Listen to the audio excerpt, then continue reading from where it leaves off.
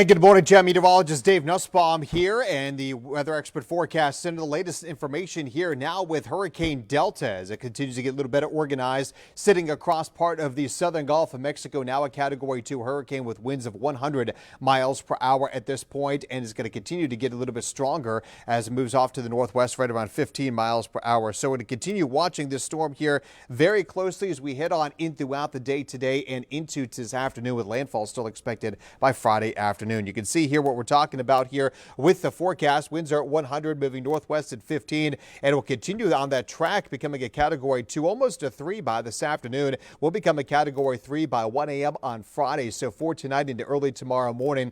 But it will be briefly a 3 as it weakens back down to a Category 2 on Friday afternoon, moving over some slightly cooler waters of the northern Gulf off the Louisiana coastline. Landfall is expected roughly about, say, 5 o'clock, 6 o'clock on Friday afternoon and evening on near the Cameron, Louisiana area, very about the same area, very close to where Hurricane Laura made landfall. So devastating news for parts of southwest Louisiana here. The track will continue taking it toward Alexandria, weakening it to a tropical storm, and then into North Mississippi by early Sunday morning. But we're going to be on the wet side of this. However, we're going to be far enough removed to feel most of the impacts of this.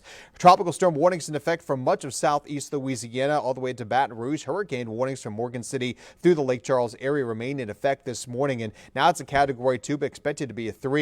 With that landfall, Cameron Parish by Friday afternoon, all of Louisiana will be impacted. It's going to become a large hurricane, so there will be widespread impacts of surge, wind, and rain across the area. You can see around 3 to 5 feet of surge across Lake Pontchartrain, 4 to 6 from parts of the Mississippi coast all the way through Lower Plaquemines Parish to about, say, the Port Fourchon area, and that's 7 to 11 feet there. You can see from parts of Terrebonne on into parts of St. Mary Parish there over toward Vermilion Bay, and that's where we do have now storm surge warnings in effect. For the pinker shade there, the lighter shade is a storm surge watch in effect. So we're still looking at the threat for some really high water coming on in. You can see where we are expected to see here the latest with Delta moving on into some of those slightly cooler waters after today. So it is expected to strengthen quite a bit before weakening a little bit there by landfall, as it's now moving into some better oceanic heat content, meaning there's deeper, warmer water versus not as deep warm water as you get toward the Louisiana coastline. Here you see the wind radii is expected to expand quite a bit across the western Gulf of Mexico, with tropical storm force winds impacting